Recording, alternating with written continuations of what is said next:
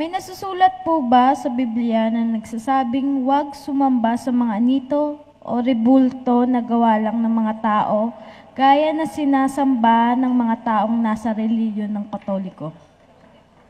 Meron po. Napakarami po sa Biblia. Kaya lang di binabasa ng pare. Kaya nga sabi ko kay Miss Annie Rento kahit 15 minutes lang, basahin niya Biblia. At it will relieve her of so many things. Bakit? Pakinggan nyo ha.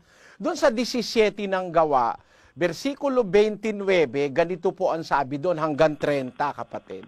Yamang tayo nga'y lahi ng Diyos, ay hindi marapat nating isipin na ang pagka-Diyos ay katulad ng ginto o ng pilak o ng bato na inukit ng kabihasnan at katalinuhan ng tao. Ang mga panahon ng kahangalan ay pinalipas na nga ng Diyos. Ayan, tingnan mo ha. Yung pala ang tawag ng Biblia, kahangalan.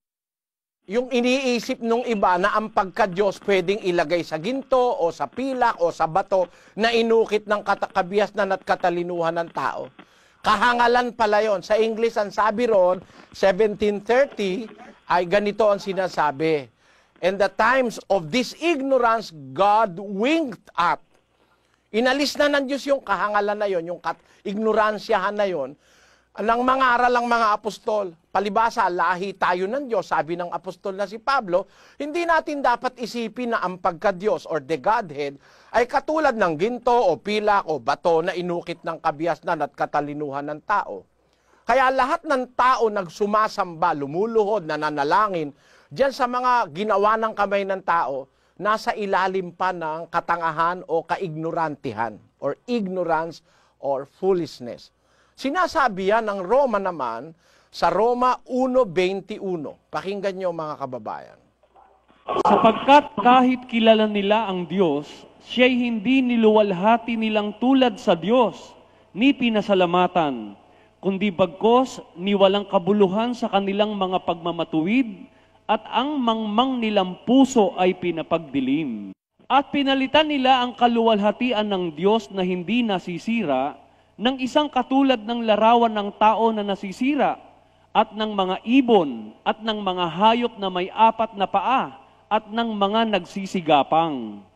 Sapagkat pinalitan nila ang katotohanan ng Diyos ng kasinungalingan, at sila'y nagsisamba at nangaglingkod sa nilalang kaysa lumalang na siyang pinupuri magpakailanman siya nawa. Nakita nyo yan mga kababayan? Kasinungalingan pala yan na ang sasambahin mo, luluhuran mo yung nilalang kaysa sa lumalang. Ang totoo kapatid, kung talagang deboto kang Katoliko, nagbabasa ka ng pasyon, matutuklasan mo, maski sa pasyon, masama yan Yan luluhod-luhod ka sa mga kahoy, mga bato, mga ribulto, mga imahen, mga santo-santong sinasabi. Ang sabi sa pasyon, sukat mong maalaman sa sulat na papalaman, ang poong Diyos nga lamang, siyang dapat naluhuran at sambahin gabit araw. Sino raw ang dapat luhuran? Ang poong Diyos nga lamang, sabi po kapatid na Eli. Pwede hindi ka dapat lumuhod sa iba? Ay, hindi po. Siya lamang ang luluhuran mo at sasambahin gabit araw. Ano ang ginagawa ng maraming anak ni Eva? Basahin natin sa Pasyon. Ganito naman ang sinasabi. Lalong dakila ang sala ng tanang anak ni Eva. Anakin ay idolatria, kahit ano'y sinasamba, pinaparang Diyos nila. Malaki palang kasalanan yun. Dakilang kasalanan na kahit sino sambahin mo at gawin mong parang Diyos. Bawal po ng Biblia yan. Nasa Pasyon Katoliko rin yan. Sa kung ano-ano ang pinaglululuhuran. At ngayon may uso pang santo, plastic. Karamihan kasi ngayon plastic na rin ang tao. Pati santo ngayon plastic na. Biniluluhuran ngayon. Kapatid na Roland, bawal ng Biblia yon, bawal din sa pasyon yon. Sabi sa pasyon, ang Diyos nga lamang ang dapat mong luhuran at sambahin gabit araw. Nakasulat yan sa Deuteronomio 5:7 hanggang 9. Basa. Huwag kang magkakaroon ng ibang mga Diyos sa harap ko. Huwag kang gagawa para sa iyo ng larawang inanyuan na kawangis ng anumang anyong nasa itaas sa langit, o ng nasa ibaba sa lupa, o ng nasa tubig sa ilalim ng lupa. Huwag mong yuyukuran sila o paglilingkuran man sila, sapagkat akong Panginoon mong Diyos ay mapanibughuing Diyos, na aking dinadalaw ang kasamaan ng mga magulang sa mga anak sa 3 at sa 4 na salin ng nangapopoot sa akin. Tamo, bawal gawin lang, bawal na Huwag kang gagawa para sa'yo. Thou shall not make, Thou shall not make thee any graven image or any likeness of anything that is in heaven above, or that is in the earth beneath, or that is in the waters beneath the earth. Thou shalt not bow down thyself unto them, nor serve them, for I, the Lord thy God, am a jealous God. Bawal po ng Biblia yan, kapatid.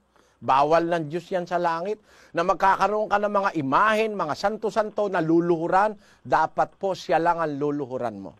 Yun po ang nasa Biblia. Napakarami pong talata. Kung iisa-isahin natin, sa awit 115:4 hanggang 8, ang kanilang mga Diyos-Diyosan ay pilak at ginto, yari ng mga kamay ng mga tao. Sila'y may mga bibig, ngunit sila'y hindi nangagsasalita. Mga matay mayroon sila, ngunit hindi sila nangakakakita. Sila'y may mga tainga, ngunit hindi sila nangakakarinig. Mga ilong ay mayroon sila, ngunit hindi sila nangakakaamoy. Mayroon silang mga kamay, ngunit hindi sila nangakatatangan. Mga paa ay mayroon sila, ngunit hindi sila nangakalalakad, ni nangagsasalita man sila sa kanilang ngalangala. Ang nagsisigawa sa kanila ay magiging gaya nila. Oo, bawat tumitiwala sa kanila. Tamo, mga Diyos-Diyusan ang tawag ng Biblia dyan May mata hindi makakita, may paa hindi makalakad. Kaya tuloy, may paa hindi lumalakad. Ang ginagawa ay pinapasyal yan, pinapasan yan. Nasa Jeremias 10, versikulo 5. Sila'y gaya ng puno ng palma na binilog at hindi nagsasalita. Kinakailangang pasanin sapagkat hindi makalakad. Huwag ninyong katakutan ang mga yaon, sapagkat hindi makagagawa ng kasamaan ni wala ring magagawang mabuti. Nakita mo? Sila ay gaya ng mga puno ng palma na binilog, hindi nagsasalita. Kailangan pasanin sapagkat di makalakad. Nako, pag pinapasan yan at ipinapasyal, malaking gastos. May musiko pa yan, meron pang arkiladong generator yan, at nako, makaraming nakasunod yan. Dios te salve, Maria, llena eres de gracia, el Señor es contigo, bendita tú eres entre todas las mujeres. Ayan, yun ang maririnig mo. Meron pa yung paputok. Milyon-milyon ang ginagastos dyan. Sabi ng Biblia, walang kabuluhan yan Nako, kaya mga kababayan, magbasa kayo ng Biblia. Magbasa lang kayo, iiwanan nyo yung kahangalan na yan. Ang tawag ng Diyos dyan, kahangalan Foolishness, ignorance. Yung pagsamba dyan sa pag-iisip mo na ang pagka-Diyos pwedeng malagay sa ginto, tanso, kahoy, bato. Alam nyo, sabi ng Biblia, kung di katangahan yan, basahin nga natin yung Jeremias 2:27.